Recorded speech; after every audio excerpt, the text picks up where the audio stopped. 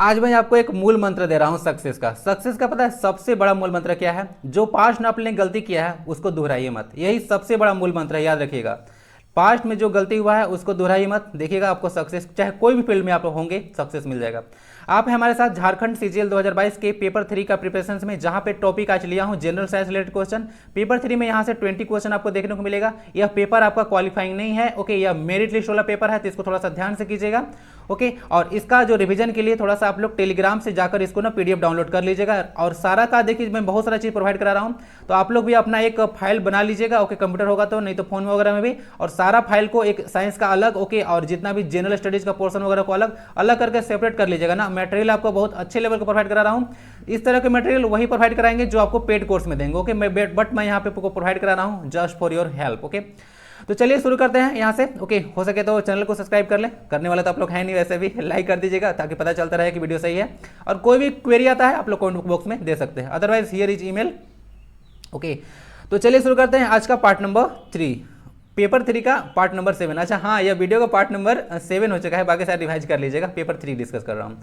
Next question आता है, first question आता है, समुद्री जल का औसतन खारापन कितना होता है? अगर थोड़ा सा इंग्लिश वाले को के लिए बात करें, देखिए मैं कोई भी चीज डिस्कस करूंगा तो हिंदी इंग्लिश में कंफ्यूजन नहीं होगा, ओके, टेंशन मत लीजिए। इसको अंग्रेजी में बोलते हैं सैलिनिटी। क्या बोलते हैं? सैलिनिटी, यानी कि एवरेज सैलिनिटी बताना है आपको समुद्री जल का कितना होता है। तो आंसर आपका हो जाएगा क्या? 2.5%, 3%, ओके, 4% और 3.5%। और थोड़ा सा ना पैसेंस रख के देखा कीजिए, ओके, पैसेंस रख के देखा कीजिए, ओके। जो बहुत ज्यादा ओवर ब्रिलियंट है तो उनको तो कहना ही नहीं है, बट एवरेज और बिलो एवरेज है, ठीक है, तो थोड़ा सा ना ध्यान लगा के देखा कीजिए, लास्ट तक जाइए, ओके।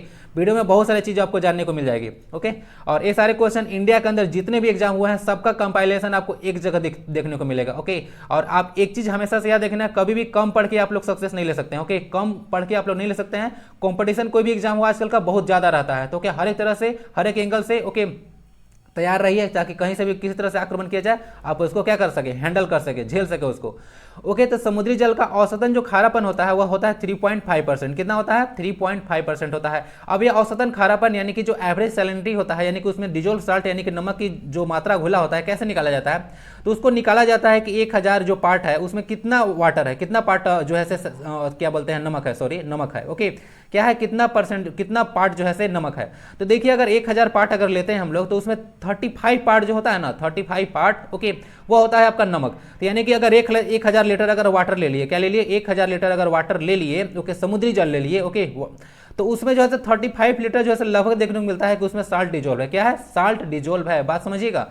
और इसको परसेंटेज निकालिएगा तो 20 से 20 कैंसिल हुआ, अब एक अंक के बाद डेसिमल बैठा दिया, लीटर लीटर ऐसे कट गया, तो 3.5% आ गया ना। तो ऐसे कि इसको कैलकुलेट करते हैं हम लोग, तो थोड़ा सा याद रखिएगा 1000 पार्ट में कितना पार्ट जो है क्या है, कितना पार्ट है आपका साल्ट है, ओके। तो अगर लीटर में होगा तो इतना लीटर ले लीजिएगा, आपका एवरेज सैलिनिटी 3.5% आ जाएगा, ओके।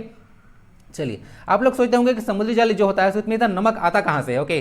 तो देखिए जितना भी हम लोग का गंदगी होता है, हम लोग जो अगर बाथरूम वगैरह से जितना होता है, ठीक है, खाना पीना जितना होता है, सारा चीज़ से, प्लस में आपका नदी वगैरह में देखे होंगे कि जितना सारा हम लोग इतना सारा साल्ट वगैरह डिजोल्व होता है मिट्टी में, सारा घुल उल के ना समुद्र में जाता है, इसीलिए उसका सैलिनिटी जो होता है से बहुत ही ज़्यादा बढ़ जाता है। क्या होता है? सैलिनिटी बहुत ही ज़्यादा हाई कर जाता है, बढ़ जाता है। तो यहाँ से देख लीजिएगा 3.5% आंसर हो गया। यहाँ से एक क्वेश्चन आता है कि अगर एक होता है ना हार्ड वाटर, क्या होता है, एक हार्ड वाटर होता है, एक सॉफ्ट वाटर होता है। तो एक्चुअली में हार्ड वाटर के बारे में हम लोग बात करते हैं। तो हार्ड वाटर देखिए इसमें होता क्या है ना कि दो तरह का चीज का साल्ट होता है, एक साल्ट ऑफ कैल्शियम, एक salt of magnesium. 10th class का बुक में लेसन नंबर अगर 4 जाइएगा तो मिल जाएगा।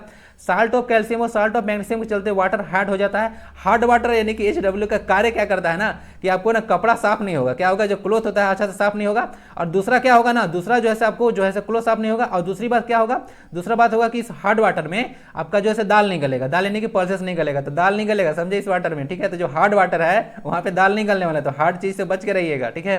तो दाल नहीं गलने वाला है, कपड़ा नहीं साफ होने वाला है। अब भाई दाल कैसे गला है तो जहाँ समस्या है वहाँ समाधान भी है, ओके। तो दाल गलाने के लिए आप क्या कीजिए, मार्केट से ले आइए भाई, ठीक है, washing powder Nirma, okay Na2CO3 10H2, okay. तो यही सोडियम कार्बोनेट डेकाहाइड्रेट है आपका, तो इसमें इसको धावन सोडा बोलते हैं, ठीक है, या धोने का सोडा ले आइएगा, ऐसे अच्छा से साफ कर देगा आपको, ठीक है। साबुन काम नहीं करता है हार्ड वाटर में, समझ गए। साल्ट ऑफ कैल्शियम और मैग्नीशियम के चलते वाटर हार्ड होता है, पूछा जाता है ऐसा क्वेश्चन ना, तो याद रखिएगा। थोड़ा सा जीएस सीजल का लेवल हाई होगा, ओके, थोड़ा सा, ज़्यादा नहीं, टेंशन मत नहीं लेना है। इंजॉय करो, पढ़िए, सब चीज निकल जाएगा। निम्नलिखित में से कौन सा पदार्थ समुद्र जल से निकाला जाता है? ये क्वेश्चन कम्युनिटी टर्म में डाला गया था और सारा लोग कोबाल्ट कोबाल्ट बोल रहे थे शायद, ठीक है, तो गड़बड़ आंसर है। ओके, सही आंसर ब्रोमीन होगा। ब्रोमीन जो होता है समुद्री जल से निकाला जाता है। क्या है? समुद्री जल, यानी कि आपका सी वाटर से निकाला जाता है। जैसे ध्यान दीजिए, ब्रोमीन एक तरह का नॉन मेटल है। नॉन मेटल मतलब अधातु, क्या है? नॉन मेटल है। और ये ऐसा नॉन मेटल है, क्या है? ऐसा नॉन मेटल है जो कि लिक्विड है। अब ये क्वेश्चन सुपर इंपॉर्टेंट है क्योंकि बहुत बार पूछा जा चुका है। क्या होता है? बहुत बार पूछा जा चुका है। तो ब्रोमीन हो गया। बाकी ये क्वेश्चन और पूछ सकते हैं कि वह कौन सा मेटल है जो कि कमरे के ताप पर द्रव है। तो देखिए Hg होता है। क्या होता है? पारा। क्या होता है? मरकरी, जिसको बोलते हैं पारा। ओके, तो इसको याद रखिएगा। ओके, और मरकरी से एक चीज याद आ गया, मरकरी का सल्फाइड या था ना AgS, क्या होता है? सिनेबार, इसका मरकरी सल्फाइड होता है। ओके, जो कि सिनेबार पारा का अयस्क होता है। ओके, तो यहाँ से आपने देख लिया। ओके, और बाकी थोड़ा सा रूम, यहाँ पे रूम कमरे के ताप यह देखिएगा 27 डिग्री सेल्सियस को कमरा का ताप कहा जाता है, यानी कि रूम टेम्परेचर कहा जाता है। बाकी कोबाल्ट एक तरह का, आप लोग याद है ना, कोबाल्ट वगैरह होता है, एक तरह का मैग्नेटिक मटेरियल है। बलुआ पत्थर क्या देखिएगा, इसका सैंडस्टोन होता है। और चूना पत्थर एक तरह का क्या होता है आपका, देखिएगा चूना पत्थर, इसको हम लोग लाइमस्टोन बोलते हैं। क्लियर? तो ये दोनों तरह जो है ना आपका सेडिमेंट्री रॉक है। क्या है? सेडिमेंट्री रॉक है। ऐसे चूना पत्थर का देखिएगा फॉर्मूला, चूना पत्थर का फॉर्मूला होता है calcium carbonate. Okay, calcium carbonate, ये चूना पत्थर हो गया, फिर मार्बल का हो गया और चौक का हो गया। ठीक है, सारा का फॉर्मूला जो है आपका देखा आपने, वो कैल्शियम कार्बोनेट होता है। लाइमस्टोन हो गया, ठीक है, चूना पत्थर, मार्बल यानी कि संगमरमर, और एक होता है चौक। सारा चीज जो है क्या है आपका, सारा चीज जो है आपका जो है इसका फॉर्मूला कैल्शियम कार्बोनेट होगा, कैल्शियम कार्बोनेट। और मार्बल जो है एक मेटामॉर्फिक रॉक है ना, थोड़ा सा याद रखिएगा। थोड़ा बहुत हिंदी इंग्लिश प्रॉब्लम होता है तो सर्च कर लिया कीजिए, थोड़ा बहुत सर्च कीजिएगा ना, थोड़ा जानने को मिलेगा तो ज्यादा याद रहेगा। ओके, तो हिंदी इंग्लिश पर टेंशन लेकर नहीं चलते हैं। Clear? Answer is bromine. Next question को मूव करते हैं। स्वच्छ आकाश का रंग, यानी कि जो क्लियर स्काई होता है, उसका रंग नीला किसके चलते दिखाई देता है? प्रकाश का विवर्तन। विवर्तन 10th का टॉपिक में नहीं है, इसको बोलते हैं डिफ्रैक्शन ऑफ लाइट। क्या बोलते हैं? Diffraction of light. ओके, उसका प्रकाश का प्रकीर्णन, जिसको आप स्कैटरिंग ऑफ लाइट बोलते हैं। प्रकाश का परावर्तन, जिसको आप लोग रिफ्लेक्शन ऑफ लाइट बोलते हैं। और प्रकाश का अपवर्तन, जिसको आप लोग रिफ्रैक्शन ऑफ लाइट बोलते हैं। रिफ्रैक्शन। Okay, refraction. समझ गए? तो बताइए इसका आंसर क्या होना चाहिए? ये होता है प्रकाश का जो आपका देखने को मिलता है, जो प्रकाश का प्रकीर्णन होता है, प्रकाश का प्रकीर्णन, उसके चलते जो आकाश का रंग नीला दिखाई पड़ता है। अब इसके पीछे का रीजन आपको बताते हैं। अगर 12th क्लास वाले को थोड़ा सा अगर पता होगा, एक रेलेजेंस लॉ है। क्या है? रेलेजेंस लॉ है।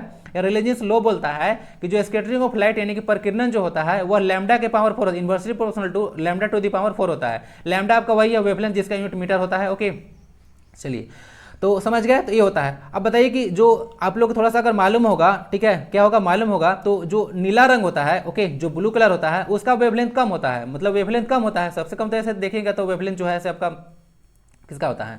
सबसे कम वेवलेंथ होता है आपका वायलेट कलर का, बैगनी रंग का।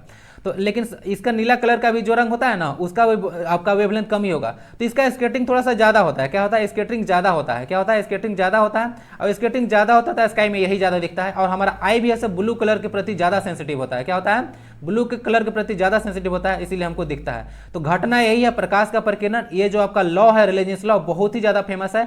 और इसके पीछे का एक रीजन और बताता हूं, जैसे कि मतलब इसके पीछे क्वेश्चन एक और आते हैं कि जैसे कि आपने अभी देखा कि S is inversely proportional to the 4th power of wavelength. Okay, तो यहां से आया तो पूछा जाता है कि हम लोग सिग्नल में रेड लाइट का यूज करते हैं, क्यों? तो रेड लाइट का जो वेवलेंथ होता है ना, बहुत ही ज्यादा हाई होता है। क्या होता है? रेड लाइट का वेवलेंथ बहुत ज्यादा हाई होता है। तो वेवलेंथ ये जो बटा में है ना, समझिए यहाँ पे बटा में है, तो ये वेवलेंथ जितना ज्यादा होगा, स्केटिंग तो उतना ही ज्यादा कम होने वाला है। स्केटिंग अगर उतना ही ज्यादा कम होगा, इसका मतलब लॉन्ग डिस्टेंस ट्रेवल करेगा। ओके, करने का मतलब पैसा ज्यादा रहेगा तो ज्यादा दिन तक चलेगा। तो इसके पास जो है से क्या है, वेवलेंथ ऐसे बहुत ज्यादा है, तो स्केटरिंग कम हो रहा है। क्या? और स्केटरिंग कम हो रहा है तो यानी कि स्केटिंग हो ही नहीं रहा है, तो बहुत ज्यादा दिखेगा। तो बहुत ज्यादा दिखेगा तो बहुत दूर तक जाएगा, तो बहुत दूर तक जाएगा, इसीलिए हम लोग इसका सिग्नल्स में यूज करते हैं। बहुत इंपॉर्टेंट क्वेश्चन यहाँ से बनता है, सिग्नल में रेड लाइट का यूज करते हैं। योर आंसर इज प्रकाश का जो है प्रकीर्णन यानी कि स्कैटरिंग ऑफ लाइट हो गया। विवर्तन में देखिएगा कि प्रकाश अगर थोड़ा सा जाता है ना, थोड़ा सा 12 का चीज है, प्रकाश अगर कोई कॉर्नर से जाता है ना, थोड़ा सा बेंड कर जाता है। कॉर्नर से जाता है लाइट तो थोड़ा सा बेंड कर जाता है, उसी को हम लोग बोलते हैं। बाकी परावर्तन वगैरह दर्पण में देखने को मिलेगा, और अपवर्तन वगैरह थोड़ा सा आपको मीडियम में देखने को मिलता है ना। एक मीडियम से दूसरा मीडियम में जाता है तब वहाँ पे अपवर्तन होता है। ठीक है, परावर्तन में दर्पण वगैरह जितना सारा देखोगे, अपवर्तन में लेंस वगैरह आ जाता है। ओके, चलिए, आंसर समझ गया ना? बाकी सारी चीज डिस्कस कर दिया। थोड़ा सा ना ध्यान से पैसेंस से सुना कीजिए। अब देखिए यहाँ से क्वेश्चन आता है कि जीव की आंतरिक संरचना का अध्ययन, यानी कि जो अब कोई भी होता है बॉडी वगैरह, ठीक है, उसका जो है से अंदर का स्ट्रक्चर, जो इनर स्ट्रक्चर होता है अंदर, तो उसका जो है से आप लोग स्टडी को क्या बोलते हैं? तो उसका स्टडी को हम लोग शरीर रचना विज्ञान कहते हैं। ओके, शरीर रचना विज्ञान बोलते हैं, इसको याद रखिएगा। बाकी सारा एग्रोलॉजी, मानव विज्ञान वगैरह, एंथ्रोपोलॉजी वगैरह सब जानते होंगे। ओके, आंसर क्या हो गया? शरीर रचना विज्ञान। इनर का जो पार्ट होता है उसका स्टडी को हम लोग शरीर रचना विज्ञान बोलते हैं। लाल गुलाब को जब एक नीले फिल्टर से देखा जाता है तो यह दिखाई पड़ता है। देखिए इस तरह एक्सपेरिमेंटल चीज होता है। ओके, और यहाँ से थोड़ा सा इसको ध्यान दीजिएगा। ओके, यहाँ से जो होता क्या है ना कि जब एक कलर को दूसरा कलर मिक्स करते हैं तो क्या कलर बनता है, इस तरह का चीज वगैरह थोड़ा सा एक होता है। ओके, तो यहाँ से अगर थोड़ा सा देखिएगा लाल गुलाब है, ओके, और उसको अगर थोड़ा सा नीला फिल्टर में देखिएगा, क्या देखिएगा? नीला फिल्टर में देखिएगा तो आपको ब्लैक कलर का दिखने वाला है। तो आंसर आपका ब्लैक हो गया। थोड़ा सा प्राइमरी कलर और सेकेंडरी कलर यानी कि प्राथमिक रंग और द्वितीय रंग वगैरह बहुत सारा होता है। तो प्राथमिक कलर देखिए ये होता है नहला, इसका ट्रिक क्या देखिएगा? नहला। नहला, नहला मतलब क्या होता है? नीला, हरा और लाल, ये तीनों जैसा आपका प्राइमरी कलर यानी कि प्राथमिक कलर में आता है। याद रखिएगा 3 कलर, और बाकी 3 कलर के मिक्स से जो बहुत सारा अलग अलग कलर बनाया जाता है उसको हम लोग प्राइमरी कलर वगैरह बोलते हैं। ओके, सेकेंडरी कलर बोलते हैं। ओके, द्वितीय कलर रंग। तो यही प्राइमरी कलर में नहला हो गया, नीला, हरा और लाल। तो जब देखिएगा लाल गुलाब को नीला फिल्टर में तो आपका काला दिखेगा। तो ये क्वेश्चन बहुत ज़्यादा इंपॉर्टेंट है, ठीक है, अलग अलग से तरह से पूछा जाता है। थोड़ा सा याद देखिएगा, लाल चीज को नीला फिल्टर में देखिएगा, ओके, तो उसको क्या दिखेगा? यह दिखेगा आपको जो है से काला दिखने वाला है। क्लियर? तो समझ गया, प्राइमरी कलर बता दिया।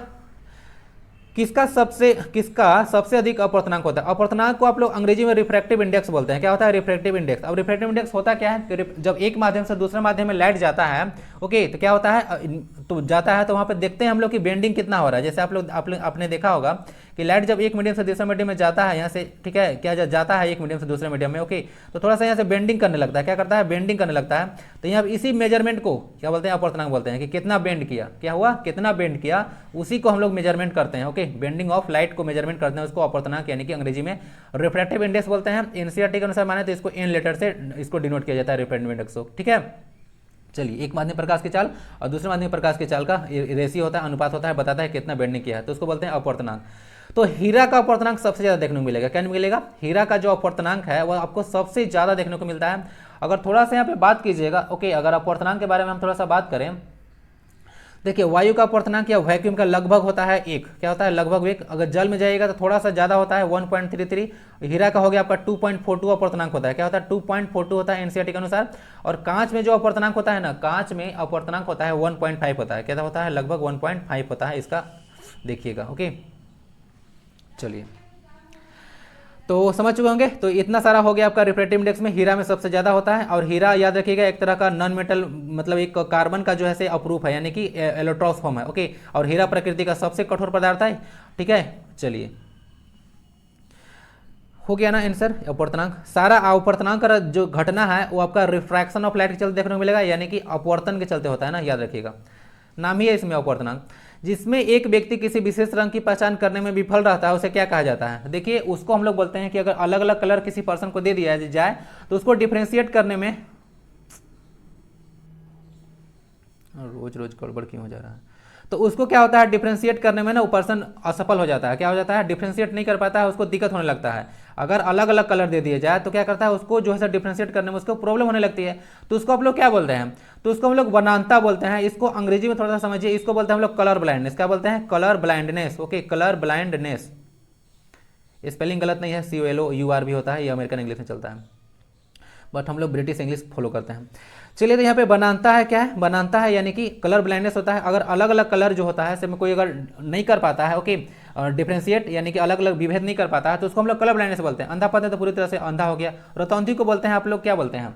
इसको आप लोग बोलते हैं नाइट ब्लाइंडनेस। क्या होता है? नाइट ब्लाइंडनेस होता है। ओके, नाइट ब्लाइंडनेस, जिसको रात में ठीक से वगैरह से दिखता नहीं, उसको नाइट ब्लाइंडनेस बोला जाता है। विटामिन ए की कमी से होता है। ओके, चलिए, तो यहाँ से देख लीजिएगा कुछ कुछ यहाँ पे कलर। देखिए यहाँ पे आप लोग को अगर आंख का, आई का थोड़ा सा टेस्ट कर लीजिए। अगर ये सारा जो आप लोग अक्षर देख रहे हैं, अगर इसके अंदर अच्छा से पढ़ पा रहे हैं, ओके, तो समझ जाइए आपका आंख बिल्कुल सही है। थोड़ा सा ना एक बार पढ़ लीजिए, मैं बताता हूँ। इसमें 7 है, बताइएगा मेरा आंख तो खराब नहीं ना है, थोड़ा सा गलती होगा तो बताइएगा। 7 दिख रहा है मुझे, आपको क्या दिख रहा है? 13, ये मुझे 13 दिख रहा है, या 16 दिख रहा है मुझे, या 8 दिख रहा है, और इसमें 12 लिखा हुआ है, इसमें 9 लिखा हुआ है। आपको भी यही दिखा? तो यस, नो तो नो कर दीजिएगा थोड़ा सा कमेंट बॉक्स में, तो चेक कर लीजिएगा। कमेंट बॉक्स करना कोई जरूरी नहीं है, फालतू का टाइम मतलब यहाँ बिताना नहीं है।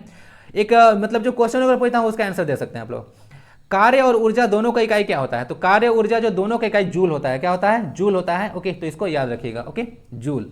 बाकी एम्पियर देखिएगा, तो एम्पियर जो होता है करंट का यूनिट है। क्या हो? करंट को हम लोग आई से डिनोट करते हैं। ओके, और एम्पियर को ए से डिनोट करते हैं। ओके, और एम्पियर नापने मतलब जो करंट नापने का एक अति होता है, यंत्र होता है, उसको भी आमीटर बोलते हैं। आमीटर को भी यही से डिनोट करते हैं। मीटर तो हम लोग डिस्टेंस में नापते हैं, किलोग्राम तो मास नापने का यूनिट होता है। Okay, joule.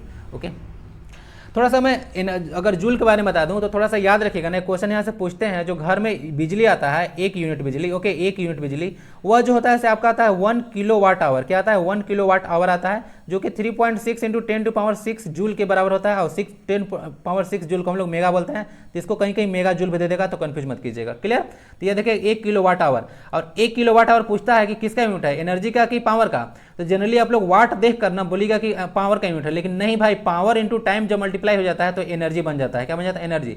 पढ़ाया था ना पेट, पीटी पेट, तो याद रखिएगा पेट, P is equal to energy by time, यानी कि ई बराबर पीटी। पीटी मतलब पावर इंटू टाइम अगर मल्टीप्लाई हो गया तो यहाँ से समझिएगा कि एनर्जी का यूनिट हो गया, जूल आ जाएगा। ठीक है, तो इसको कंफ्यूजन इसमें नहीं होना चाहिए। 1 एचपी में 746 वाट होता है। सुपर इंपॉर्टेंट क्वेश्चन है, छोटा क्वेश्चन लेकिन हमेशा एग्जाम में पूछते हैं। ओके, आंसर आपका जूल हो गया ना। एक क्वेश्चन आपसे पूछना चाहूंगा, जूल और कैलोरी, जूल और कैलोरी में रिलेशन क्या होता है? कितना जूल बराबर कितना कैलोरी होता है, या कितना कैलोरी बराबर कितना जूल होता है? थोड़ा सा बताइए भाई, बताइए क्वेश्चन। ओके, समझ गया ना। और यहाँ से एक याद देखिएगा, वोल्ट मीटर होता है वोल्टेज नापने का यूनिट ना। वोल्ट मीटर जो होता है वोल्टेज नापने का यूनिट होता है। नेक्स्ट क्वेश्चन आता है, निम्नलिखित में से कौन सा एक जो है से रेडियोधर्मी तत्व नहीं है, यानी कि बताना है कि रेडियो एक्टिव एलिमेंट कौन नहीं है? यूरेनियम, रेडियम, ओके, थोरियम या फिर कैडमियम। आंसर आपका कैडमियम है। जिनको लग रहा होगा कि आप आंसर लगा कर रखा हूं, तो देखिए बहुत पुराना क्वेश्चन। ओके, यहाँ पे उत्तर प्रदेश के कोई एग्जाम में यह क्वेश्चन सारा पूछा गया था। ओके, तो वहां से क्वेश्चन उठाया हूं। देखिए आप लोग को अंडरस्टैंडिंग के लिए बता दूं कि साइंस एक अलग नहीं होता है, मैथ्स अलग नहीं होता है। थोड़ा बहुत लेवल आगे पीछे होता है, ओके, थोड़ा बहुत लेवल आगे पीछे हो सकता है, बट क्वेश्चन चेंज नहीं हो सकता। इस चीज के बारे में आप लोग मतलब इसको पता होना चाहिए आपको। ओके, तो सारा डिस्कस इंडिया के अंदर जितना भी एग्जाम होता है, ओके, उसका सारा क्वेश्चन को मैं यहाँ पे डिस्कस करने की कोशिश करता हूँ। क्वेश्चन कहाँ से आएंगे भाई, मैं भी देखता हूँ क्वेश्चन कहाँ से आएंगे, हर एक तरह से क्वेश्चन में डिस्कस कर देता हूँ। और याद रखिए क्वेश्चन रिपीट नहीं होंगे। ओके, यानी कि अगर नहीं इसको पता है, यानी कि क्वेश्चन आपको आने चाहिए। और एक स्लाइड में इतना सारा मटेरियल मैं दे रहा हूँ, थोड़ा सा ध्यान से देखिएगा। क्या होगा? ध्यान से देखिएगा, क्योंकि सारे काम आने वाले चीजें हैं। ओके, कहीं ना कहीं एग्जाम में आता ही है, और बार बार सुनिएगा तो एकदम माइंड में छप जाएगा, और छप जाएगा तो एग्जाम में क्लियर होना ही है। ओके, जितना सारा टॉपिक पढ़ा रहा हूँ ना, उसमें एग्जाम देके आइएगा, और उसके बाद कमेंट कीजिएगा कि हाँ आपने पढ़ाया नहीं आया था। ठीक है, तो थोड़ा सा तो पैसा रखना होगा, और थोड़ा सा मटेरियल थोड़ा ज़्यादा पढ़ के जाना होगा ना। कम पढ़ के जाइएगा तो फिर नहीं हो सकता है ना, कंपटीशन बहुत ज़्यादा है, थोड़ा समझ लीजिएगा। ये बात एग्जाम में भी पता है। ओके, उसको स्टूडेंट को लेना नहीं, छांटना है। ओके, ये चीज़ जान लीजिएगा।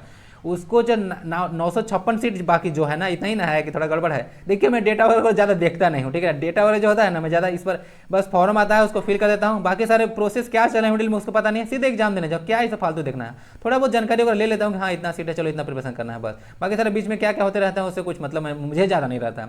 मेरा ही पर्सनल व्यू है, बाकी आप लोग का अलग अलग है, क्या आप लोग देखते हैं। झूठों के माइंड में टेंशन मैंने लेकर नहीं चलता हूँ। इन सब का कैडमियम हो गया, एक रेडियो एक्टिव एलिमेंट नहीं है। अब रेडियो एक्टिव एलिमेंट क्या होता है, थोड़ा सा समझिए। रेडियो एक्टिव एलिमेंट वो एलिमेंट होता है जो कि रेडिएशन को क्या करता है, रेडिएशन देता है। क्या होता है? रेडिएशन देता है। तो सारा देख रहे होंगे, यूरेनियम, आपका रेडियम और थोरियम सारा रेडिएशन इमिट करता है। ओके, ठीक है, लेकिन कैडमियम नहीं करता है। ओके, रेडियो एक्टिव एलिमेंट नहीं है। तो नाम से आम लगा है तो लगा कि ये भी आम में चला गया। ठीक है, चलिए बाकी थोड़ा सा बात कर लें। यूरेनियम याद रखिएगा ना, यूरेनियम जो होता है आपका न्यूक्लियर रिएक्टर जो होता है वहाँ पे यूज होता है ना। यूरेनियम क्या होता है, देखिएगा, यूरेनियम 238 यूज होता है। यूरेनियम 238 92 इसका एटॉमिक नंबर होता है ना, याद रखिएगा।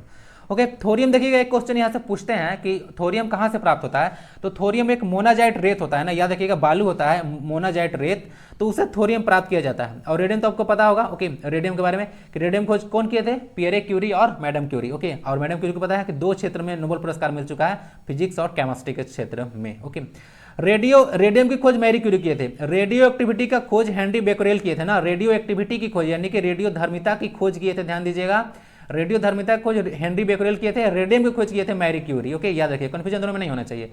आंसर आपका डी हो गया, कैडमियम एक नहीं है। और एक क्वेश्चन यहाँ से यूरेनियम से आया है, थोड़ा सा याद रखिएगा। जब न्यूक्लियर रिएक्टर काम करता है, क्या करता है न्यूक्लियर रिएक्टर, तो वहाँ पे न्यूक्लियर रिएक्टर में न्यूक्लियर फ्यूजन रिएक्शन होता है। क्या होता है? फ्यूजन, FISSIO है ना, याद रखिएगा। तो न्यूक्लियर फ्यूजन होता है, न्यूक्लियर फ्यूजन रिएक्शन होता है जहां पर हम लोग अपने एनर्जी के लिए यूज करते हैं। और जो सन होता है वहां पे नाभिकीय संलयन होता है, हिंदी में इसको नाभिकीय बोलते हैं, आपका विखंडन होता है ना, नाभिकीय विखंडन होता है। और सन में होता है नाभिकीय संलयन यानी कि फ्यूजन, ध्यान रखिएगा। तो जो सन होता है उसका एनर्जी का सोर्स फ्यूजन है, और जो न्यूक्लियर रिएक्टर होता है उसको फ्यूजन है। अंग्रेजी में इसको संलयन और इसको विखंडन शायद बोलते हैं ना।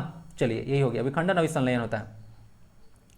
समझ होंगे। और हाइड्रोजन बम वैसे किसके प्रिंसिपल पर है, तो याद रखिएगा हाइड्रोजन बम जो है यही फ्यूजन पे है, याद रखिएगा। रॉबर्ट जे ओपनहाइमर हाइड्रोजन बम के फादर बोले जाते हैं, Robert J Oppenheimer. Answer is D. सारा क्वेश्चन आपको डिस्कस कर रहा हूं भाई डिटेल में। कमरे के ताप पर कौन सी धातु तरल अवस्था में पाई जाती है, कमरे के ताप पर कौन सी धातु तरल अवस्था में पाई जाती है, तो इसको याद रखिएगा, आंसर हो गया ब्रोमीन। क्या हो गया, ब्रोमीन। ओके चलिए, ये क्वेश्चन रिपीट हो गया क्या, एक बार चेक करूं।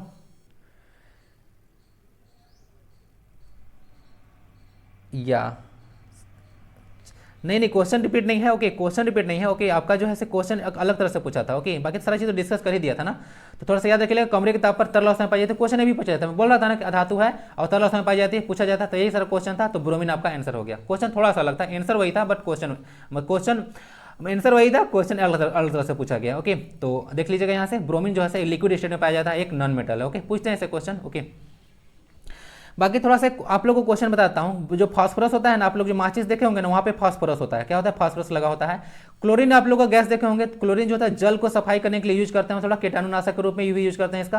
क्लोरीन का एक कंपाउंड है आपका हुआ CaOCl2 यानी कि कैल्शियम ऑक्साइड क्लोराइड। देखिए मैं कोई भी क्वेश्चन यहाँ पे लेता हूँ ना, तो मैं सोचता हूँ कि आपको ना थोड़ा सा अलग अलग इन्फॉर्मेशन प्रोवाइड करा दूँ, ताकि सुनने से चीज़ ज़्यादा याद रहती है ना, तो थोड़ा सा इन्फॉर्मेशन आपके पास रहेगा तो अच्छा बात है। तो कैल्शियम ऑक्साइड क्लोराइड, इसको ब्लीचिंग पाउडर बोलते हैं आप लोग, या विरंजक चूर्ण हिंदी में। और हीलियम जो है ना, क्या होता है, हीलियम जो है से एक तरह का आपका जो देखिएगा, इरेज करूँ करता हूँ। हीलियम जो देखिएगा आपका तरह से एक तरह से इनर्ट गैस है। क्या है, इनर्ट गैस है ना, याद रखिएगा। अब इनर्ट गैस का जो बाहरी कक्षा होता है उसमें 8 इलेक्ट्रॉन होता है। क्या होता है, 8 इलेक्ट्रॉन होता है, याद रखिएगा इसको, यानी कि फुल फील्ड होता है, फुल फील्ड होता है। अब इन लोग का वैलेंसी 0 होता है। वैलेंसी और वैलेंस इलेक्ट्रॉन में अंतर होता है ना, थोड़ा सा मालूम होगा। वैलेंसी 0 होता है, वैलेंस इलेक्ट्रॉन जो होता है आपका 8 होता है, यानी फुल फील्ड होता है। इनर्ट गैसेस बोलते हैं, नोबल गैसेस बोलते हैं। ग्रुप 18 में इन लोग को रखा गया है। ओके आंसर आपका ब्रोमीन हो गया। ब्रोमीन किस में आएगा, ब्रोमीन आपका आएगा ग्रुप 17 में, जिसको आप हैलोजन बोलते हैं ना। हैलोजन, हैलो मतलब क्या होता है, हैलो मतलब होता है साल्ट प्रोड्यूसर्स, हैलोजन्स मतलब प्रोड्यूसर्स यानी कि हैलोजन्स। विद्युत चुंबक बनाने के लिए किसका उपयोग किया जाता है, यानी कि विद्युत चुंबक तैयार करना है, हिंदी में इसको बोलते हैं इलेक्ट्रोमैग्नेट। क्या बोलते हैं, इलेक्ट्रोमैग्नेट। आप लोग समझ चुके होंगे। तो किसका होता है, देखिए मैं भी इसको कई बार डिस्कस कर चुका हूँ। तो देखिए इसका सुपर इंपॉर्टेंट क्वेश्चन है, बार बार आते हैं। तो नरम लोहा है, इस्पात लोहा है, कोबाल्ट है या पीतल है। तो देखिए यहाँ से देखिएगा, तो विद्युत चुंबक को बनाने के लिए ओके हम लोग नरम लोहा का यूज करते हैं। क्या करते हैं, नरम लोहा का यूज करते हैं। इस्पात का यूज हम लोग करते हैं परमानेंट स्टील बनाने के लिए, ध्यान दीजिए, सॉरी परमानेंट मैग्नेट बनाने के लिए यूज करते हैं इस्पात का, स्टील का, स्टील बोलते हैं इसको। तो परमानेंट मैग्नेट बनाने के लिए यूज करते हैं हम लोग इस्पात। और जो आपका विद्युत चुंबक है यानी कि इलेक्ट्रोमैग्नेट है, वो है नरम लोहा है। और ऐसे ही बोलेगा कि अस्थायी चुंबक होता है ना, इस्पात से परमानेंट यानी कि अस्थायी चुंबक हो गया। अभी थोड़ा देर के लिए चुंबक होता है विद्युत चुंबक, मतलब जब तक आप लोग करंट पास करवाइएगा तब तक ऐसे ये मैग्नेट जैसा काम करेगा, और नहीं करवाइएगा तो नहीं काम करेगा। बाकी इस्पात का थोड़ा सा जान लीजिएगा, इसको बोलते हैं स्टील। स्टील में आपको देखे लगेगा मिलेगा आपका आयरन होगा, क्रोमियम होगा, निकेल वगैरह से मिलकर इसको बनाया जाता है। ओके स्टील वगैरह को।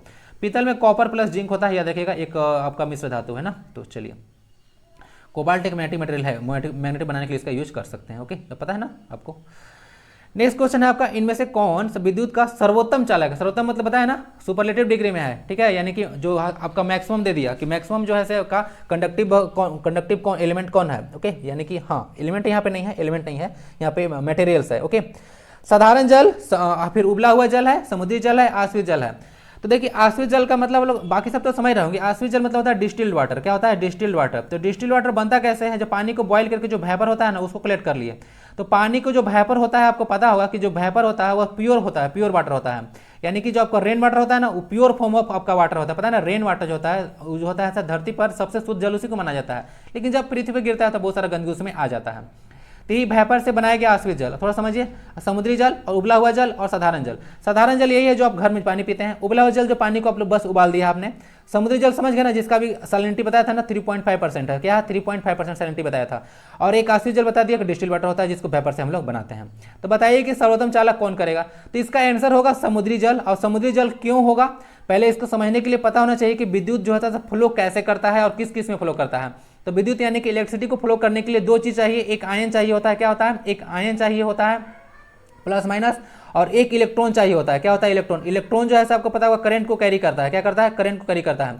जिधर इलेक्ट्रॉन बह रहा है समझिए कि इलेक्ट्रॉन जिधर बहता है उसके अपोजिट डायरेक्शन में करंट बहता है, मालूम है ना आपको। तो इसका अपोजिट डायरेक्शन होता है दोनों का। ओके तो यहाँ से हो गया। तो दो चीज़ यानी कि इलेक्ट्रॉन का फ्लो और जो है आयन का फ्लो, जितना भी मेटल्स वगैरह होता है यानी कि धातु होता है सारा में इलेक्ट्रॉन्स पाया जाता है और फ्री इलेक्ट्रॉन्स होता है, इसीलिए एक जगह से दूसरी जगह इलेक्ट्रॉन जाता है, तो इलेक्ट्रॉन जा सकता है, इसीलिए करंट फ्लो हो जाता है किसमें, इसको मेटल्स में। बाकी दूसरा आता है कि और सारे सब्सटेंस जो पानी वगैरह होते हैं वो इलेक्ट्रिसिटी कंडक्ट क्यों करते हैं, तो पानी वगैरह में जनरली साल्ट होता है, क्या होता है साल्ट डिजोल्व होता है, तो उसमें आयन होता है, क्या होता है आयन होता है। तो जैसे कि एक सिंपल एग्जांपल लेता हूँ Na+Cl- का, ठीक है, ये सोडियम क्लोराइड है, ठीक है, सोडियम प्लस और Cl-, तो इसमें आप देख रहे होंगे कि सोडियम प्लस Cl- होता है, ओके, सोडियम प्लस Cl- होता है, ओके, तो उसमें प्लस माइनस आयन है, तो इसी के चलते जो है ना से आपका इलेक्ट्रिसिटी कंडक्ट करता है। आप लोग याद है छोटा जब बच्चा थे तो जब मतलब गोबर गैस बनाते थे और थोड़ा सा बैटरी वगैरह को, याद है थोड़ा सा बैटरी वगैरह को बनाते थे तार वगैरह को जोड़कर ऐसे ऐसे, ओके, और उसमें छोटा सा बल्ब इतना बड़ा आता था और उसको हम लोग जलाते थे, याद है, मैं तो बहुत जलाया हूँ और बहुत पिटाई भी खाया हूँ घर में, ओके, तो ऐसे जलाया करता था। तो उसमें जब नमक डालता था ना तो उसका जो है ना से उसका जो बल्ब का जो तीव्रता है, इंटेंसिटी थोड़ा सा ना लाइट का बढ़ जाता था। ऐसा क्यों होता था, क्योंकि जब Na+ और Cl- जब इसमें डाला मैं, ओके, तो इसमें इलेक्ट्रिसिटी जो है अच्छा से फ्लो होने लगा। तो दो चीज याद रखिएगा, आयंस और इलेक्ट्रॉन, दो चीज बहुत ज्यादा नेसेसरी होता है इलेक्ट्रिसिटी को फ्लो करने के लिए, ओके, इसके बिना काम नहीं चलने वाला, ओके। अब थोड़ा सा ध्यान दीजिएगा, तो समुद्री जल में ध्यान दीजिएगा, समुद्री जल में अभी बात किया था ना कि साल्ट ऑफ कैल्शियम और साल्ट ऑफ मैग्नीशियम, बहुत सारा चीज यानी सोडियम क्लोराइड यानी कि नमक भी होता है, यानी कि बहुत सारा साल्ट होता है। तो सबसे अच्छा आपका सुचालक यही होगा, इसमें से ना सबसे अच्छा सुचालक गिवन ऑप्शन में समुद्री जल होगा। साधारण जल, उबला हुआ जल, देखिए साधारण जल में थोड़ा बहुत साल्ट होता है, वो इलेक्ट्रिसिटी कंडक्ट कर सकता है। उबला हुआ जल जो होता है ना सिर्फ आपको बैक्टीरिया को किल करता है, जो उसमें केमिकल है उसको नहीं खत्म कर सकता है। उबला हुआ जल मतलब गर्म किए पानी, तो समझ गए। बाकी अगर बात करें कि सबसे अच्छा सुचालक कौन है, तो विद्युत का सबसे अच्छा सुचालक आपको सिल्वर को माना जाता है, अर्जेंटीनम होता है, इसको सिल्वर बोलते हैं ना, अर्जेंटीनम, और एक ऑरियम होता है, गोल्ड सब सेकंड पे आता है। तो याद रखिएगा अर्जेंटीनम यानी कि सिल्वर और ऑरियम यानी कि गोल्ड जो होता है इसका लैटिन नेम होता है, इसीलिए इसको एजी से डिनोट करते हैं। ये हो गया आपका सिल्वर, क्या हो गया सिल्वर, ओके, और ये हो गया गोल्ड। पैसेंस रख के देखिएगा थोड़ा सा वीडियो को, थोड़ा सा डिटेल में जाता हूँ ना। तो ऑरियम हो गया गोल्ड और अर्जेंटीनम हो गया सिल्वर, तो ये दोनों जो है सबसे विद्युत का सबसे अच्छे सुचालक इसको कहे जाते हैं, ओके, समझ लीजिएगा। और यहाँ से देख लीजिएगा गोल्ड वगैरह जो है ना से जो गोल्ड है इसको सबसे ज़्यादा तन्य धातु भी है, 1 ग्राम गोल्ड से हम लोग 2 किलोमीटर लंबा तार बना सकते हैं। और बाकी कॉपर वगैरह ये सब को यूज नहीं करते हैं, क्योंकि पता है अगर लगा दिया जाए चांदी वगैरह को, सोना को, तो अगले दिन लाइन सप्लाई खत्म हो जाएगा, ठीक है, चोरी हो जाएगा भाई। समझ चुके होंगे सारा चीज़, आई थिंक बहुत डिस्कस कर दिया। सोडियम को इसका फॉर्मूला होता है सोडियम क्लोराइड NaCl, ओके। वायु में सुपर इंपोर्टेंट क्वेश्चन भाई, सुपर इंपोर्टेंट क्वेश्चन। चलिए, वायु में स्रोत और परावर्तक, यानी कि वायु में जो होता है स्रोत यानी कि सोर्स, और परावर्तक यानी कि कोई एक रिफ्लेक्टिंग सरफेस है, उसका बीच का न्यूनतम दूरी यानी कि मिनिमम डिस्टेंस कितना होना चाहिए ताकि आप प्रतिध्वनि यानी इको सुन सके। जैसे बोलते हो ना हेलो हेलो हेलो, उधर से आवाज आता है रीना, तो उधर से आवाज आता है रीना रीना रीना। वैसे आप लोग ना, मैं कोई नाम लेता हूँ ना तो अचानक से मतलब आप लोग कमेंट करने लगता है ना कि जो से रीना क्या आपकी गर्लफ्रेंड है मतलब अजीब जी तरह के, मतलब एक स्टूडेंट बोल रहे थे ऐसा कुछ नहीं है, okay, I am single in my life and I invite to live single in my life. तो यहाँ देखिए यहाँ से है तो प्रतिध्वनि है, तो इसमें 10.2 मीटर है, 12.5 मीटर है, 15 मीटर है और 17.2 मीटर है। आंसर 17.2 मीटर होगा। थोड़ा सा ध्यान से देखिएगा कि जब परावर्तन होगा तो जहाँ से सोर्स से, जहाँ से आप लोग का साउंड निकल रहा है, भोपू से क्या निकल रहा है, यहाँ से साउंड निकल रहा है, और यहाँ से जहाँ से उसका रिफ्लेक्टिंग होना चाहिए लगभग 17.2 मीटर होना चाहिए। इतना से कम रहेगा, ठीक है, मिनिमम डिस्टेंस, तो वहाँ से रिफ्लेक्शन आप मतलब इको नहीं सुन पाएंगे। क्या होगा, इको नहीं सुन पाएगा, इतना दूर होना चाहिए, ठीक है। वादियों में आवाज़ बनती है ना, तो इसी तरह से इको साउंड होता है, ओके, समझ चुके होंगे। यहाँ से साउंड के बारे में बात की जा रही है। अगर थोड़ा सा हम साउंड के स्पीड के बारे में बात करें, स्पीड ऑफ साउंड के बारे में बात करें, तो एक चीज़ याद रखिएगा, जो स्पीड ऑफ साउंड होता है, ओके, वह नॉर्मल टेम्परेचर पर, जो वायु नॉर्मल होता है वायु में 332 मीटर पर सेकंड होता है। क्या होता है, 332 मीटर पर सेकंड होता है नॉर्मल टेम्परेचर पे, 332 मीटर पर सेकंड, याद रखिएगा। और बाकी देखिएगा तो जो सॉलिड होता है उसमें स्पीड ऑफ साउंड सबसे ज़्यादा होता है, लिक्विड में उससे कम होता है और गैस में सबसे कम होता है। तो आप लोग सोच रहे होंगे ना कि एक पूछा जाता है कि एक आदमी जो है उसको पता करना है कि ट्रेन आ रहा है कि नहीं रहा है, तो क्या करेगा, तो पटरी पर अपना ना कान रख के सुनेगा ना, तो उसको जल्दी सुनाई देता है, क्योंकि जो साउंड होता है सॉलिड में सबसे फास्ट ट्रेवल करता है, समझ गए। और एक चीज और याद रखिएगा, साउंड को ट्रेवल करने के लिए एक मीडियम की आवश्यकता होती है। क्या होती है? मीडियम की आवश्यकता होती है। बिना मीडियम के आप साउंड नहीं सुन सकते हैं। यानी कि अगर नील आर्मस्ट्रांग और एडविन और एल्ड्रिन गए थे चंद्रमा पर, ओके, 19 जुलाई 1969 को, तो एक दूसरे से बात नहीं कर पा रहे होंगे क्योंकि वहां पे क्या है, एयर नहीं है। ओके, तो एक मीडियम चाहिए होता है, कोई मीडियम चाहिए इसको ट्रेवल करने के लिए साउंड को। ओके, एक तरह का लॉन्गिट्यूडनल वेव है, आपको पता है ना, साउंड जो है एक तरह का अनुप्रस्थ तरंग है, लॉन्गिट्यूडनल वेव है। अब अनुप्रस्थ तरंग क्या होता है, थोड़ा सा डिटेल में जाएंगे। अगर मीडियम में अगर कोई साउंड जिसे ट्रेवल कर रहा है, मीडियम पार्टिकल, ठीक है, और साउंड का ट्रेवल और उस मीडियम का पार्टिकल का ट्रेवल उसी डायरेक्शन में होता है, उसको लॉन्गिट्यूडनल बोला जाता है। और लाइट का क्या होता है कि जैसे पार्टिकल होता है वेव होता है, तो परपेंडिकुलर डायरेक्शन में मूव करता है, इसके लिए इसको हम लोग ट्रांसवर्स वेव बोलते हैं। ओके, साउंड को, और सॉरी, लाइट को ट्रांसवर्स वेव बोलते हैं, अनुदैर्ध्य तरंग, और लाइट जो होता है, सॉरी, साउंड जो होता है वो होता है अनुप्रस्थ तरंग यानी कि लॉन्गिट्यूडनल वेव। ठीक है, कंफ्यूजन है। लाइट को बोलते हैं ट्रांसवर्स यानी कि अनुदैर्ध्य, और साउंड को बोलते हैं लॉन्गिट्यूडनल, जिसको बोलते हैं हम लोग अनुप्रस्थ तरंग। ठीक है, चलिए समझ गया ना। एक क्वेश्चन यहाँ से और पूछा जाएगा कि आप यहाँ ध्यान दीजिएगा कि अगर यहाँ से तो सारा चीज चर्चा कर दिएगा ना, यहाँ से देख लीजिए, यहाँ पे सारा चर्चा हो गया कि वायु में है लगभग, ध्यान दीजिएगा। अगर यही पूछ दे आपको कि लिक्विड में, तब यानी कि अगर पानी में अगर पूछ दे तो आपका आंसर 75.2 मीटर मार लीजिएगा ना। 75 था, नहीं, गड़बड़ जा रहा है। आपका आंसर होना चाहिए, देखिए इतना सारा डेटा को ना याद रखना पड़ता है, 72.5 मीटर डिस्टेंस होना चाहिए। अगर लिक्विड में इको सुनना है, यानी कि आपका जो है से प्रतिध्वनि सुनना है, तो उसका डिस्टेंस होना चाहिए, सोर्स और जो रिफ्लेक्टिंग सरफेस होना चाहिए वहां का डिस्टेंस होना चाहिए 72.5 मीटर। ठीक है, तो याद रखिएगा। और यहाँ से लाउडनेस ऑफ जो साउंड होता है, लाउडनेस ऑफ साउंड, ध्यान दीजिएगा, लाउडनेस ऑफ साउंड जो होता है वो आपका एम्पलीट्यूड पर डिपेंड करता है। ठीक है, एम्पलीट्यूड पर डिपेंड करता है, याद रखिएगा। लाउडनेस ऑफ साउंड यानी कि ध्वनि की जो प्रबलता होता है, एम्पलीट्यूड यानी कि आयाम पर निर्भर करता है, तो इसको याद रखिएगा। आंसर आपका 72.2 मीटर हो गया। बहुत ही ज्यादा सुपर इंपोर्टेंट क्वेश्चन है। ठीक है, सुपर इंपोर्टेंट बोलेंगे, बहुत ज्यादा थोड़ी बोलेंगे। अब एक सबसे बड़ी अंतःस्रावी ग्रंथि यानी कि आपको इंडोस्राइन ग्लैंड के बारे में बताना है। देखिए इसको याद रखिएगा ना, तो सबसे जो बड़ी अंतःस्रावी ग्रंथि यानी कि इंडोस्राइन ग्लैंड है वो है अवट्टु ग्रंथि। अब इसको समझ में नहीं आया होगा हिंदी वालों को, इंग्लिश वालों को, अवट्टु ग्रंथि क्या होता है, तो इसको बोलते हैं थायराइड ग्लैंड। क्या बोलते हैं? थायराइड ग्लैंड बोलते हैं। अब समझ में आ गया ना, तो इसको थायराइड ग्लैंड हम लोग बोलते हैं। ओके, याद रखिएगा। पीयूष ग्रंथि को हम लोग मास्टर ग्लैंड के नाम से जानते हैं। क्या बोलते हैं? मास्टर ग्लैंड के नाम से जानते हैं, याद रखिएगा इसको। ठीक है, क्योंकि बहुत सारा जो ग्रंथि होता है ना उसके स्राव को नियंत्रित करता है। अग्नाशय जो है आपका देखिएगा, अग्नाशय को अंग्रेजी में बोलते हैं आपको क्या बोलते हैं, इसको पैनक्रियाज बोलते हैं। क्या होता है? पैनक्रियाज बोलते हैं अंग्रेजी में, और एक पैनक्रियाटिक जूस को सीक्रेट करता है। ओके, और टेस्टिज तो याद रखिएगा, एक मेल में मेल जो रिप्रोडक्टिव सिस्टम है, ओके, उसका एक पार्ट है टेस्टिज। और टेस्टिज जो है टेस्टोस्टेरोन हार्मोन को उत्सर्जित करता है। ओके, टेस्टोस्टेरोन हार्मोन को। ठीक है, सारी चीज बता दिया। आंसर आपका थायराइड ग्लैंड हो गया, जो कि गला में होता है। और इसको थायराइड ग्लैंड को सिक्रेशन के लिए आयोडीन जरूरी होता है। तो जिसको देखिए कि आयोडीन की कम मात्रा होगी ना उसको घेंघा रोग हो जाता है, जिसको ग्वाटर रोग बोलते हैं। तो गला उसका फूल जाता है थायराइड ग्लैंड। ओके, तो घेंघा निकल आता है, तो उसको बोला जाता है। ओके, समझ चुके होंगे। पीयूष ग्लैंड वगैरह को मास्टर ग्लैंड बोलते हैं। अब यहाँ पे देख लीजिए, एक क्वेश्चन बोल रहे थे कि पीयूष ग्रंथि जो है सबसे छोटी ग्रंथि है। नहीं, आपका देखिएगा पिनियल ग्लैंड ना, जो में पिनियल ग्लैंड होता है, सबसे छोटी ग्रंथि हमारा बॉडी में सबसे छोटी ग्रंथि पिनियल ग्लैंड है, याद रखिएगा, पिनियल ग्लैंड। ओके, बाकी सारा ग्रंथि के बारे में थोड़ा सा बात करें तो सबसे लार्जेस्ट आपका ग्लैंड देखने को मिलेगा लीवर। क्या होता है? सबसे लार्जेस्ट ग्लैंड होता है लीवर। और सबसे लार्जेस्ट ऑर्गन देखिएगा, थोड़ा सा यहाँ पे अंदर में जाइएगा तो लिवरे होगा। ठीक है, अंदर में जाइएगा तो लिवरे होगा, और सबसे बाहर में जाइएगा थोड़ा सा, ओके, तो स्किन आ जाएगा आपका आंसर। तो समझ लीजिएगा सारा डेटा को। एक बार फिर से डिस्कस कर देता हूं ताकि कंफ्यूजन ना रहे। सबसे बड़ी अंतःस्रावी ग्रंथि यानी कि इंडोस्राइन ग्लैंड आपका अवट्टु ग्रंथि, जिसको आप थायराइड ग्लैंड बोलते हैं। ओके, उस सबसे बड़ी हो गया, सबसे छोटी हो गया आपका पेनियल ग्लैंड। पीयूष ग्रंथि को हम लोग मास्टर ग्लैंड बोलते हैं। क्यों? क्योंकि इसमें जो है बहुत सारा हार्मोन के स्राव को नियंत्रित करता है। टेस्टिज मेल में पाया जाता है, मेल रिप्रोडक्टिव सिस्टम का एक पार्ट है, जो कि टेस्टोस्टेरोन हार्मोन को क्या करता है? सीक्रेट करता है। और पीनियल ग्लैंड सबसे छोटा ग्लैंड होता है। क्या होता है? पीनियल ग्लैंड सबसे छोटा ग्लैंड होता है, और इसको थर्ड आई भी बोला जाता है। याद रखिएगा, पीनियल ग्लैंड को हम लोग थर्ड आई भी बोलते हैं।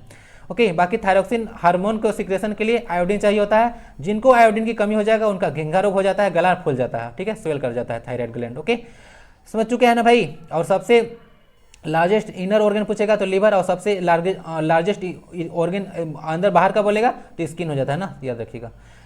आई होप कि समझ में आ चुका होगा सारा। आंसर आपका बी हो गया, अवट्टु ग्रंथि।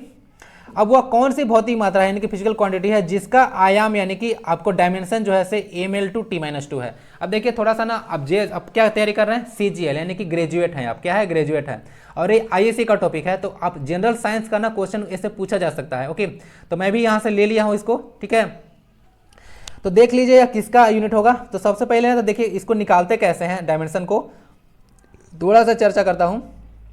7 बेस फंडामेंटल क्वांटिटीज होते हैं, याद रखिएगा। बेस क्वांटिटी साथी होता है ना, साथी से जितना भी क्वांटिटी है साथी से निकल के आया है, तो याद रखिएगा। लेंथ होता है आपको मीटर होता है यूनिट, और इसका डायमेंशन एल होता है। मास का होता है एम, टाइम का होता है टी, ओके, टाइम का होता है टी। और इलेक्ट्रिक करंट होता है, वो भी एक बेस क्वांटिटी में है, इसका यूनिट होता है एम्पियर, ओके, और इसको आई से डिनोट करते हैं। एनसीईआरटी में देखिएगा ना, इसको आई नहीं लिया है, इसको ए लिया है। क्या लिया है? एनसीईआरटी में इसको ए लिया है। जब देखिएगा बुक वगैरह में तो इसको जो है ना से डायमेंशन इसका ए लिया है, थोड़ा सा देख लीजिएगा। और बाकी सारा चीज़ थोड़ा सा पढ़ लीजिएगा ना, थोड़ा सा पढ़ लीजिएगा। टेम्परेचर को थोड़ा सा इंपॉर्टेंट है, केल्विन नापते हैं ना, सेल्सियस में नहीं नापते हैं।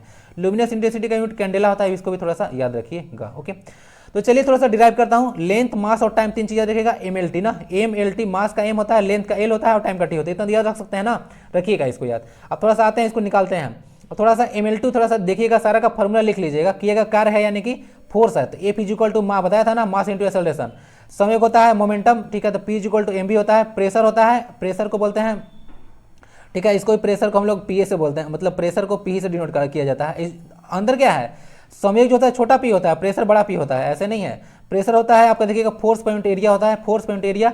और यहाँ एक बल होता है ना, किया गया कार्य, फोर्स है, सॉरी वहाँ पे ऊपर में गलती लिखा गया ना, यहाँ पे ना होगा वर्क डन है, क्या है, वर्क डन है, डब्ल्यू। तो होता है फोर्स इंटू डिस्प्लेसमेंट, सॉरी, किया गया कार्य है फोर्स इंटू डिस्प्लेसमेंट होता है। तो देखिए इसका जो यूनिट होगा, सारा का यूनिट आप लोग निकालने की कोशिश कीजिएगा, ओके। मैं अभी इसका आंसर बताता हूँ, आंसर होगा, देखता हूँ क्या होता है इसका आंसर, थोड़ा सा निकाल लेता हूँ ना। देखिए यहाँ से अगर देखेंगे तो फोर्स का हो गया, क्या होता है, मास इंटू एक्सेलरेशन। फोर्स का मास इंटू एक्सेलरेशन होता है ना, यूनिट बताया था ना, force is equal to mass into acceleration हो गया। तो मास का क्या होगा, एम, एक्सेलरेशन का होता है एल टी माइनस टू होता है, क्या होता है, एल टी माइनस टू। और डिस्प्लेसमेंट डाल दीजिएगा तो यहाँ एल चला जाएगा, क्या चला जाएगा, डिस्प्लेसमेंट यानी कि डिस्टेंस या डिस्प्लेसमेंट। तो M L two T minus two हो जाएगा, क्या हो जाएगा, M L two T minus two. तो यहाँ किया गया कार्य यानी कि वर्क डन का आपका डायमेंशन है, ठीक है। और फोर्स का पूछेगा तो सिर्फ M L T minus two होगा, तो M L T minus two सिर्फ फोर्स का हुआ। फोर्स में आपको डिस्प्लेसमेंट से मल्टीप्लाई करते हैं तब कार्य आता है। कार्य पता है ना, जब आप लोग कार्य उसी को बोलते हैं जब आप लोग कोई चीज़ ऐसे कोई चीज काम कर रहे हैं लेकिन आपका डिस्प्लेसमेंट नहीं है, वो हो रहा है, तो आप लोग उसको कार्य नहीं बोल सकते हैं। जैसे क्वेश्चन पूछा जाता है कि क्या सूर्य के चारों ओर जब पृथ्वी घूम रही है तो एक साल में जो है उसका कितना कार्य करेगी। तो एक साल में जो होता है तो 365 दिन होता है, आपको मालूम होगा अगर रफली बात करें तो जहां था वहीं से आ गया, तो यानी कि डिस्प्लेसमेंट जीरो हो गया। तो वर्क डन निकालिएगा फोर्स इंटू डिस्प्लेसमेंट करके, तो यहाँ पे जीरो आ गया, क्या गया, जीरो।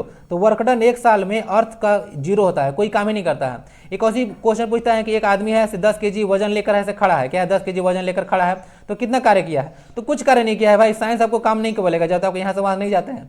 घर में देखे है ना नॉर्मली जेंट्स लोग बोलते हैं लेडीज लोग को, तो क्या करते हैं कि तुम लोग कर क्या रही हो घर में, क्या काम कर रही हो तो उन लोग देखिए थोड़ा सा पढ़े लिखे लोग होते हैं, just for joking.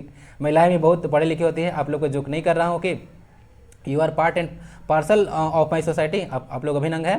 Just for joking तो बोलते हैं ना कि तुमने क्या कर रहे हो, कुछ काम कर रही हो, घर में तो बैठे लो यानी कि एक ही जगह पर हो तो कोई काम नहीं कर रही हो, जस्ट फॉर जोकिंग। तो ऐसे समझ सकते हैं कि एक ही जगह पर तो कोई काम नहीं हो रहा है, समझ गए।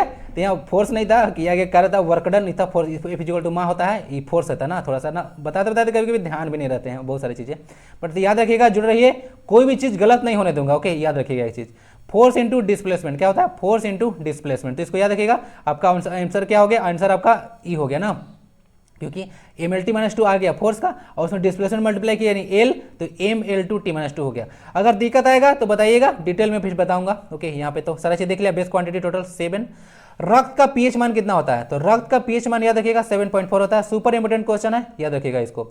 जनरली अगर हम पीएच के मान बात करें तो ऐसे रफली इसको समझिएगा थोड़ा सा, ओके। तो इसको बोलते हैं पावर ऑफ हाइड्रोजन, यानी कि जितना भी एसिड वगैरह है ना, एसिड वगैरह में देखिएगा तो उसका मेन एलिमेंट होता है हाइड्रोजन। ऐसे भी क्वेश्चन पूछते हैं कि जितना एसिड होता है उसका एक अनिवार्य तत्व कौन सा है, तो हाइड्रोजन होता है, क्या होता है, हाइड्रोजन, समझ गए।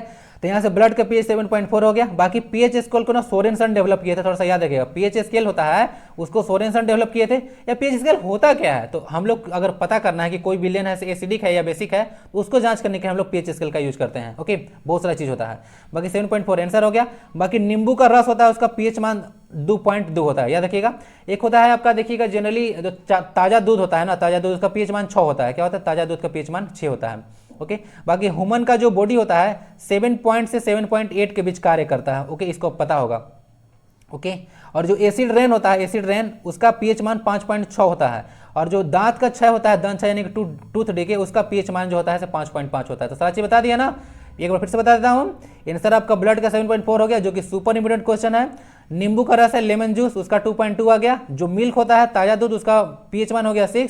7.7 से लेकर 7.8 तक ह्यूमन बॉडी कार्य करता है, ओके। 5.6 होता है आपका, देखिएगा, एसिड रेन का, ओके। और 5.6 होता है आपका, 5.5 होता है आपका माउथ मतलब टूथ डीके का, ठीक है। तो 5.5 से कम हो जाएगा ना तो आपका दांत झड़ने लगेगा, ठीक है। तो ब्रश कर लेना चाहिए, ओके। चलिए, रात को पेंसिल का लीड बनाने के लिए क्या व्यवहार किया जाता है? क्वेश्चन अजीब तरह से देते हैं, यानी कहने का मतलब पेंसिल का लीड आप लोग देखे होंगे, जो पेंसिल होता है ऐसे वैसे, ठीक है। तो उसमें जो नुकीला वाला पार्ट होता है जिसे आप लोग लिखते हैं, वो किससे बनता है?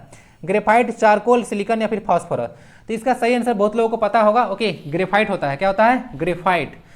ग्रेफाइट क्या होता है? ग्रेफाइट एक कार्बन का फॉर्म है ना, कार्बन का 2 प्योर फॉर्म है। क्या क्या? ऐसे 3 है, कार्बन का 2 प्योर फॉर्म यहाँ से बताता हूँ। एक होता है ग्रेफाइट, एक होता है आपका डायमंड, जो आपने देखा प्रकृति का सबसे हार्ड पदार्थ, और तीसरा आता है एक फुलेरिन होता है। फुलेरिन को सबसे लास्ट में खोजा गया था, अपरूप बोला जाता है इसको। जो एक एलिमेंट होता है ना से अगर नेचर में अलग अलग रूप में होता है तो उसको अपरूप बोला जाता है। आंसर हो गया ग्रेफाइट।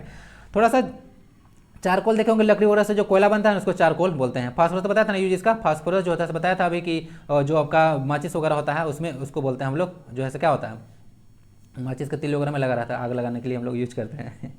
सिलिकॉन का यूज थोड़ा सा बताते हैं। सिलिकॉन का यूज करते हैं, सोलर प्लेट आप लोग देखे हैं, सोलर प्लेट देखे होंगे, तो उसको बनाने के लिए होता है। और सिलिकॉन का यूज बहुत सारा सेमी कंडक्टर डिवाइसेस बनाने के लिए होता है। तो सोलर प्लेट होता है, सब प्लेट वगैरह देखे होंगे ऐसे ऐसे जो बनता है सोलर प्लेट, ऐसे ऐसे, ओके। तो सारा जो होता है ना वो उसका सिलिकॉन का यूज करते हैं। एक इंपॉर्टेंट पॉइंट, 2 सोलर प्लेट को बीच को ऐड करने के लिए हम लोग सिल्वर का यूज करते हैं। किसका? सिल्वर का, यानी कि Ag का यूज करते हैं। क्यों? क्योंकि सिल्वर से अच्छा तो कोई सूचालक है नहीं धरती पर, तो इसी लगा देते हैं कि भाई हम लोग का जो इलेक्ट्रिसिटी है उसका बीच में कहीं लॉस नहीं हो, ताकि एनर्जी मिलता रहे, ठीक है, ठीक है। तो समझ गए होंगे ना। तो ये होता है आपका क्या चीज, देख लिया, सोलर प्लेट हो गया।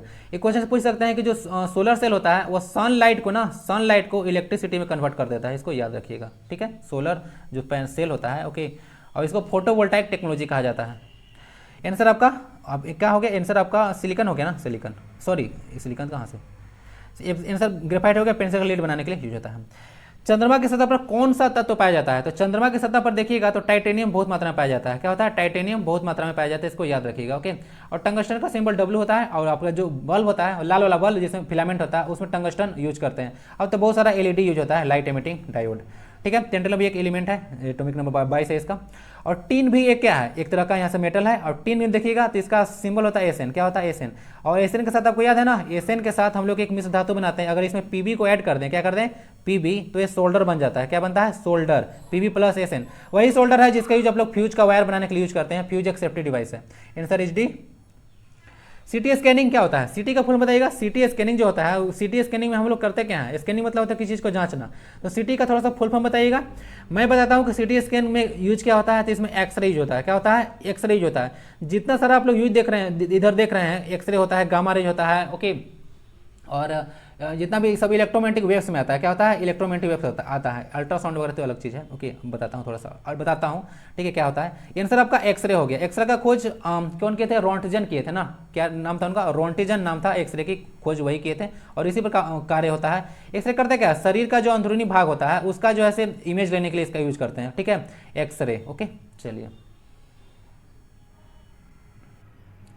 अल्ट्रासाउंड बताता हूँ, और एक अल्ट्रासाउंड वेव ना, देखिए साउंड से था तो एक दो चीज होता है। एक अल्ट्रासाउंड होता है। क्या होता है? एक अल्ट्रासाउंड, थोड़ा सांस लेने का समय दिया कीजिए। अल्ट्रासाउंड होता है, अब एक इंफ्रासाउंड होता है। क्या होता है? Infrasound, okay. अल्ट्रासाउंड वो साउंड होता है, क्या होता है? अल्ट्रासाउंड वो साउंड होता है जो 20,000, क्या बोला, 20K हर्ट्ज से ऊपर होता है। क्या होता है? 20,000 हर्ट्ज से ऊपर होता है, उसको के बोलते हैं, ठीक है। और इंफ्रासोनिक साउंड क्या होता है? तो इंफ्रासाउंड जो होता है ना, अल्ट्रासाउंड या अल्ट्रासोनिक साउंड, इंफ्रासोनिक साउंड या फिर इंफ्रासाउंड शॉर्ट में ना, तो ये 20 हर्ट्ज से नीचे का जो ध्वनि होता है, 20 हर्ट्ज, ठीक है, 20 हर्ट्ज से नीचे का ध्वनि जो होता है, ओके, उसको हम लोग इंफ्रासोनिक साउंड बोलते हैं, ओके। और इसके बीच का जो रेंज होता है उसको हियरिंग रेंज बोलते हैं, जो कि ह्यूमन जो है से ह्यूमन जो जो मानव का कान है से सुन सकता है, उसको बोलते हैं हियरिंग रेंज। क्या होता है? Hearing range. तो हम लोग 20 हर्ट्ज से लेकर 20,000 हर्ट्ज तक की ध्वनि को सुन सकते हैं। सुपर इंपोर्टेंट क्वेश्चन है, इसको याद रखिएगा, यही होता है। और साउंड एक तरह का लॉन्गिट्यूडनल वेव है यानी कि अनुप्रस्थ तरंग है, तो इसको मैं बता चुका हूं। क्लियर? चलिए, तो आंसर आपका एक्सरे हो गया, सारा चीज बता दिया। गामा रे तो भी एक तरह का इलेक्ट्रोमैग्नेटिक वेव में आता है। डायनामाइट का आविष्कार किसने किया था? तो डायनामाइट का आविष्कार देखिए किए थे आपका अल्फ्रेड नोबल, याद है ना? अल्फ्रेड नोबल जैसे 1901 में नोबेल प्राइज जो हुआ था, ओके, इस्टेब्लिशमेंट इन्हीं के नाम पर हुआ था। डायनामाइट का आविष्कार 1866 में हो गया था, आपको मालूम होगा, अल्फ्रेड नोबेल के द्वारा, इन्हीं के नाम में दिया गया है नोबेल प्राइज का, या मतलब इन्हीं के ऑनर में नाम रखा गया है नोबेल प्राइज का नाम। और थोड़ा सा एक इंपॉर्टेंट याद रखेगा, इनका जो बर्थ प्लेस था स्वीडन के स्टॉकहोम में है। कहाँ है? स्वीडन का स्टॉकहोम में है। और इसी के चलते आप देखे होंगे कि जो स्वीडन का जो कैपिटल है, ओके, स्टॉकहोम, वहीं पे है से आपका क्या दिया जाता है? नोबेल प्राइज दिया जाता है। सिर्फ अगर बात करें जो आपका पीस का नोबेल प्राइज होता है, पीस वाला क्षेत्र का, वह जो है से आपका नॉर्वे के कैपिटल ओस्ले में दिया जाता है, ओके, ओस्ले में दिया जाता है। ठीक है, तो थोड़ा सा ये तो जीके का चीज होगा, लेकिन थोड़ा सा बताता हूँ यहाँ पाया है। तो अल्फ्रेड नोबेल आपका आंसर हो गया। डायनामाइट का आविष्कार इन्हीं के थे 1866 में। 1901 में इन्हीं के ऑनर में से नोबेल प्राइज दिया जा रहा है।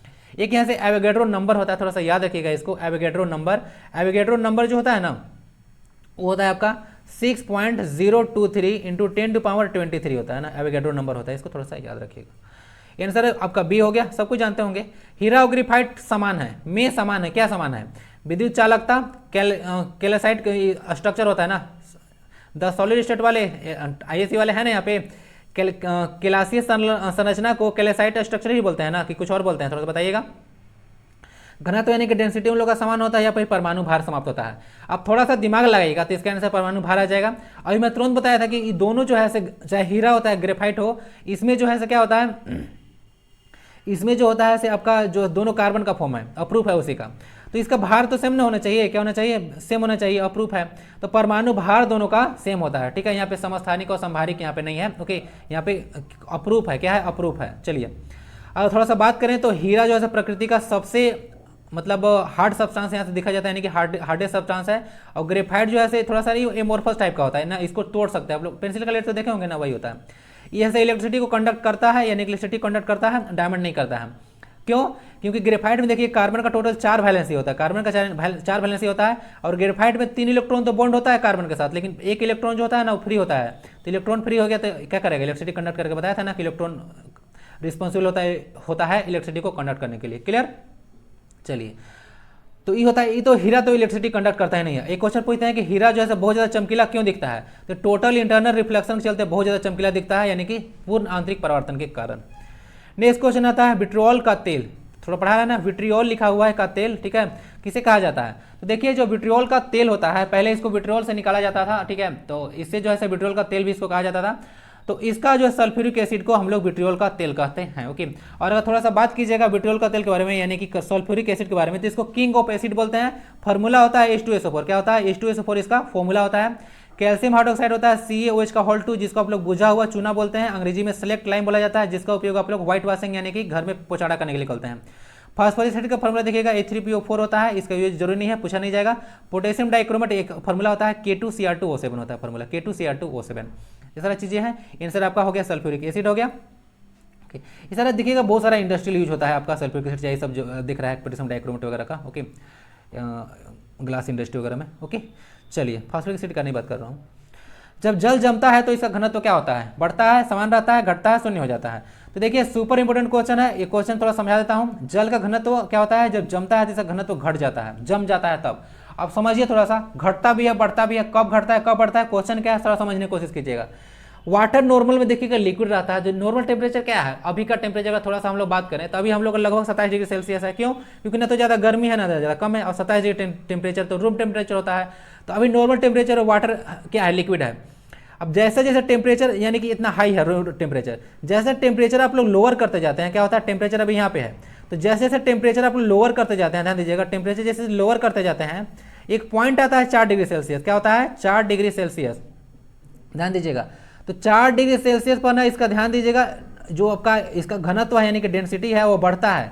तो 4 डिग्री सेल्सियस पर इसका घनत्व मैक्सिमम होता है। क्वेश्चन बहुत बार पूछा गया है कि वाटर का जो मैक्सिमम डेंसिटी कितना डिग्री सेल्सियस पर? तो 4 डिग्री सेल्सियस पर, -4 पर नहीं 4 पर। उसके बाद क्या होता है? उससे ज़्यादा टेम्परेचर आया तो जैसे ही 0 डिग्री से हुआ होगा तो समझ लीजिएगा कि 0 डिग्री पर तो पानी बर्फ जम जाता है। तो 4 डिग्री सेल्सियस पर मैक्सिमम हुआ डेंसिटी, उसके बाद इसका डेंसिटी जो है ना से घटने लगता है। यह देखिएगा 4 डिग्री सेल्सियस पर बढ़ने लगता है, और सारा लिक्विड की जैसा नहीं है वाटर, थोड़ा सा एनोमलस यानी कि अलग तरह का प्रॉपर्टी को शो करता है। 4 डिग्री सेल्सियस पर जो है से क्या होता है, 4 डिग्री सेल्सियस तक बढ़ता है, इस पर मैक्सिमम होता है, उसके बाद घटने लगता है। अब घटते घटते 0 डिग्री पर आकर है से बर्फ जम जाता है, तो इसका डेंसिटी यहाँ पे घट जाता है। तो जम जाता है तो डेंसिटी इसका घट जाता है, मैक्सिमम 4 डिग्री सेल्सियस पर होता है। समझ गया ना? तो यही सारा हो गया आपका। तो जल जमता है तो इसका घनत्व घट जाता है, 0 नहीं होता है। ओके, 0 डिग्री सेल्सियस पर जमता है पानी। ठीक है, चलिए ओके। नेक्स्ट क्वेश्चन है, रक्त कैंसर को क्या कहा जाता है? देखिए रक्त कैंसर जो होता है ना, रक्त कैंसर, ओके, तो रक्त कैंसर को हम लोग इसको ब्लड कैंसर अंग्रेजी में बोलते हैं, और इसको ल्यूकेमिया कहा जाता है। क्या कहा जाता है? ल्यूकेमिया। ठीक है, ल्यूकेमिया। ये देखिएगा ब्लड कैंसर, बहुत तरह का कैंसर होता है। ओके, इसमें एक ब्लड कैंसर भी आता है। ओके, तो उसको ल्यूकेमिया बोला जाता है। ओके, थोड़ा सा और चीज बात कर लेता हूँ। रेबीज जो होता है ना, से रेबीज एक तरह का वायरल डिजीज होता है। ओके, कुत्ता काटने से होता है, डॉग्स के काटने से। ओके, और कुत्ता काटने पर एंटी जो है आपका वैक्सीन मिलता है, उसको एंटी रेबीज वैक्सीन बोलते हैं। हाइपरमेट्रोपिया देखिएगा ना, हाइपर है ना, हाइपरमेट्रोपिया, इसको बोलते हैं दूरदृष्टि दोष। क्या बोलते हैं? दूरदृष्टि दोष। वही दृष्टि दोष है जिसका उपयोग आप लोग मतलब ट्रीट करने के लिए उत्तल लेंस का उपयोग करते हैं, यानी कि कॉन्वेक्स लेंस। ठीक है, यूज करते हैं, यानी कि कन्वर्जिंग लेंस का। ओके, चलिए अगर चलिए समझ गया, ल्यूकेमिया अब कैंसर हो गया, जो चीज आया था बीच में डिस्कस कर दिया, ब्लड कैंसर होता है। बार किसका इकाई है? अगर बार के बारे में बात करें तो किसका इकाई है? ताप का, तापक्रम का, बिजली का, या फिर वायुमंडलीय दबाव का? तो देखिए बार जो होता है ना, हम लोग जो है से एटमॉस्फेरिक प्रेशर को नापते हैं। क्या होता है? एटमॉस्फेरिक प्रेशर को नापते हैं। और बार जो होता है से वायुमंडलीय दाब नापने के लिए एक यंत्र होता है, बैरोमीटर। क्या होता है? बैरोमीटर। तो याद रखिएगा बैरोमीटर से हम लोग वायुमंडलीय दाब नापते हैं। ठीक है, बाकी ताप वगैरह इस सब नापने के लिए हम लोग किसका यूज करते हैं? हम लोग जो है से थर्मोमीटर का यूज करते हैं, बॉडी का टेम्परेचर है, हाई टेम्परेचर वगैरह नापना होता है, पैरोमीटर वगैरह का यूज करते हैं। चलिए, तो दबाव से दबाव का प्रेशर की यूनिट अभी आ जाएगा, टेंशन मत लीजिए। लाफिंग गैस क्या होता है? फॉर्मूला बताइए। Carbon dioxide, nitrous oxide, sulphur dioxide या फिर हाइड्रोजन परऑक्साइड? तो देखिए आप लोग यहाँ से देखिएगा। ओके, क्या होता है आप लोग देखिएगा, तो लाफिंग गैस सूत्र नाइट्रस ऑक्साइड है। क्या है? नाइट्रस ऑक्साइड है। ओके, नाइट्रस ऑक्साइड हो गया, फॉर्मूला इसका N2O याद रख लीजिएगा। कार्बन डाइऑक्साइड CO2 होता है। तो इसके साथ दोनों जो है ना से आपका ग्लोबल वार्मिंग में गैस है। क्या है? ग्लोबल वार्मिंग के लिए रिस्पॉन्सिबल गैस है दोनों, नाइट्रस ऑक्साइड, कार्बन डाइऑक्साइड, यहाँ तक मीथेन भी है। ओके, मीथेन भी है, वाटर वेपर भी है। क्या है? वाटर वेपर भी है। ओके, बाकी सल्फर डाइऑक्साइड आप देखिएगा कुछ बहुत सारा इंडस्ट्री वगैरह होता है। ओके, उसका धुआं से निकलता है। हाइड्रोजन परऑक्साइड का थोड़ा फॉर्मूला याद रख लीजिएगा, H2O2 होता है। ओके, ऐसे पूछे नहीं जाएंगे। Okay, answer nitrous oxide. हाँ, दोनों इंपॉर्टेंट है, नाइट्रस ऑक्साइड, कार्बन डाइऑक्साइड। ठीक है, और नाइट्रस दोनों जो है ग्लोबल वार्मिंग के लिए जो है रिस्पॉन्सिबल है। CFC भी बहुत सारा आता है, क्लोरोफ्लोरोकार्बन भी रिस्पॉन्सिबल है ग्लोबल वार्मिंग के लिए। ग्लोबल वार्मिंग मतलब वही जो कि आपका एटमॉस्फेयर पर टेम्परेचर वगैरह बढ़ जाता है। पेरिस क्लाइमेट एग्रीमेंट हुआ था ना, जिसमें हम लोग टेम्परेचर को रखे थे 0.5 डिग्री सेल्सियस का हम लोग को रखना है। ठीक है, रक्तचाप किस पर निर्भर करता है? रक्तचाप यहाँ पे ना 0.5 नहीं होना चाहिए। ठीक है, हम लोग जो है सर 1.5 होना चाहिए ना, डेटा में भूल गए तो इसको स्किप कर दीजिए। बताते कहीं की माइंड से निकल जाता है, इसका कोई गारंटी नहीं है भाई। रक्तचाप किस पर निर्भर रहता है? क्या होता है? रक्तचाप किस पर निर्भर करता है? तो देखिए जो ब्लड प्रेशर होता है, ये आपका सिस्टोलिटिक प्रेशर हो गया, हृदय निर्गम हो गया, ठीक है, परिधीय प्रतिरोध हो गया, तो सारा चीज पर डिपेंड करता है। और जो है क्वेश्चन एक मतलब यूपी का एग्जाम में पूछा गया था। ठीक है, तो याद देखिए तीनों चीज पर अंग्रेजी जाकर थोड़ा सर्च कर लीजिएगा। सिस्टोलिटिक प्रेशर होगा, हृदय निर्गम, परिधीय प्रतिरोध जो होता है, तीनों चीज पर आपका रक्तचाप जो है डिपेंड करता है, यानी कि blood pressure. Normal blood pressure 120/80 होता है। ब्लड प्रेशर नापने का यंत्र होता है जो कि स्फिग्नोमैनोमीटर जिसको बोला जाता है। स्फिग्नोमैनोमीटर जो है ब्लड जो है किस में नापता है? आर्टरी में नापता है कि वेन में नापता है? किस में नापता है थोड़ा सा बताइएगा।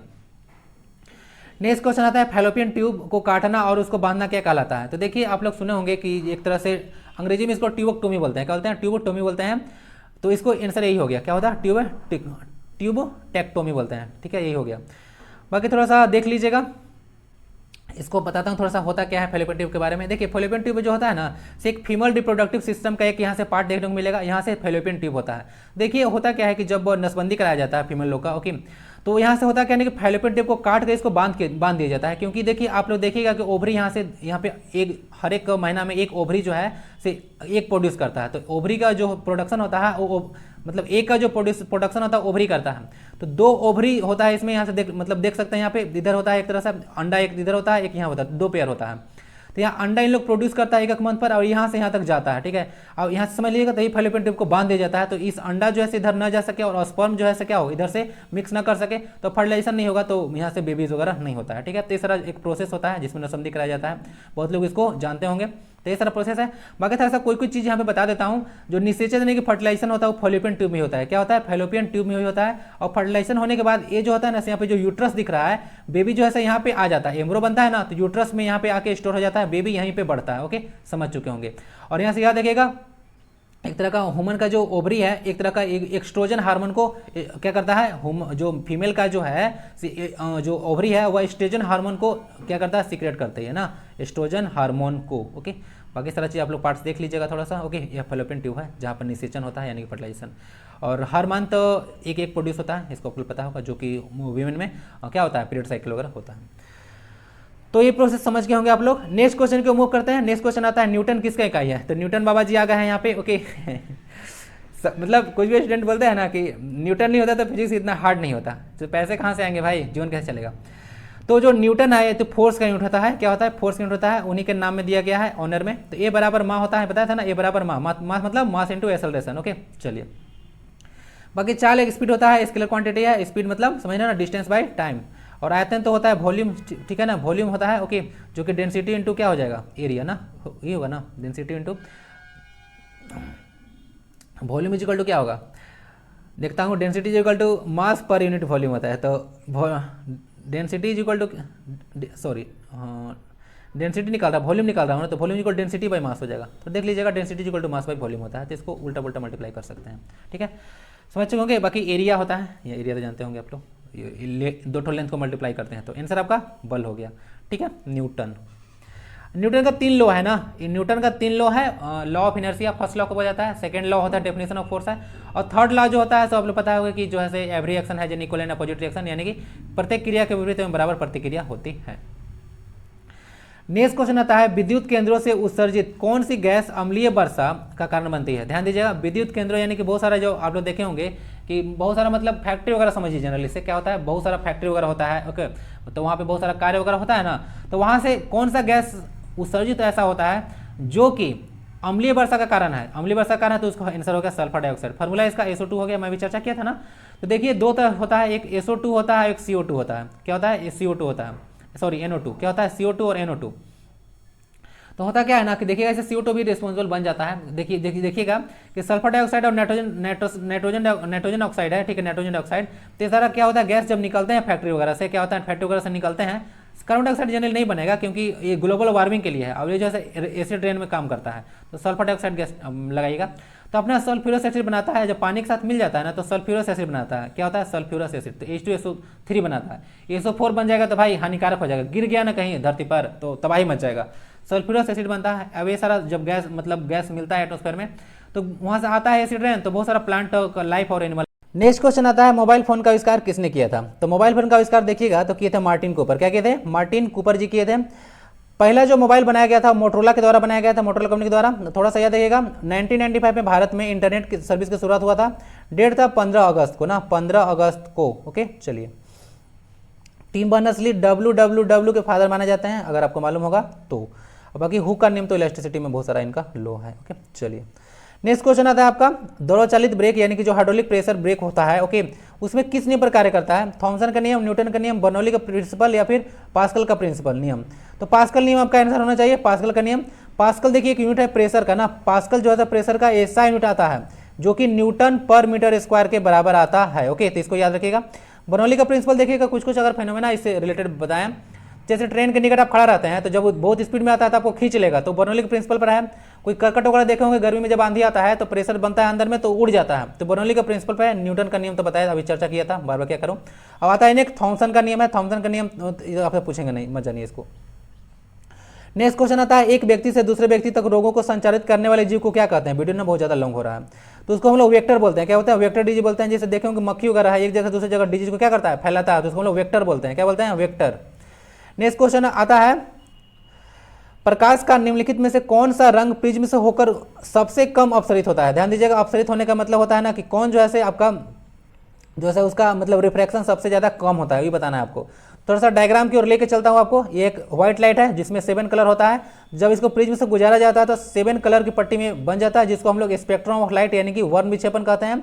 और ये एक्सपेरिमेंट न्यूटन ही जी किए थे। ओके, तो याद रखिएगा इसको। इसको हम लोग फिनोमेना को डिस्पर्सन ऑफ लाइट बोलते हैं। ठीक है, क्या बोलते हैं? Dispersion of light. तो देखिए यहाँ से होता है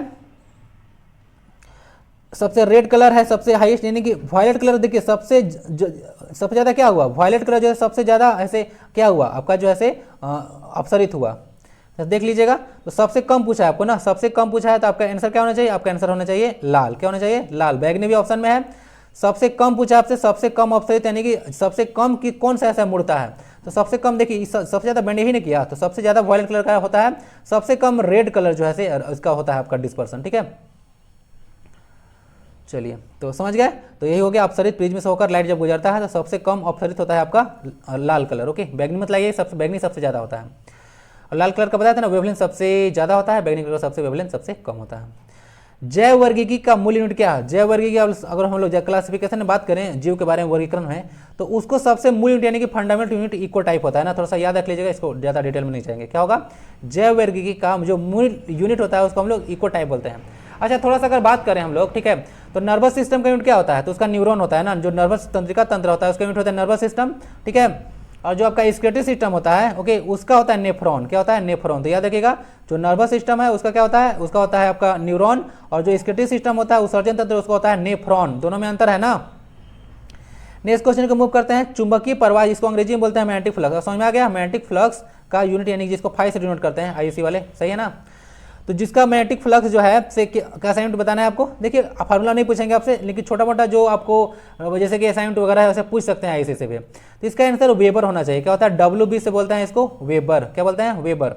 ठीक है, और यहाँ से एक मैग्नेटिक फील्ड, यहाँ मैग्नेटिक फ्लक्स है प्रवाह, मैग्नेटिक फील्ड के बारे में बात करें, क्या होता है मैग्नेटिक फील्ड के बारे में बात करें ना, तो मैग्नेटिक फील्ड यानी कि जिसको B से डिनोट करते हैं, तो उसका असाइनमेंट टेस्ला होता है। क्या होता है, असाइनमेंट टेस्ला होता है। थोड़ा सा एक टेस्ला में कितना गॉस होता है, थोड़ा सा बताइएगा आईसी वाले, थोड़ा सा कमेंट बॉक्स में लिखिए जरा, एक टेस्ला में कितना गॉस होता है। ठीक है, चलिए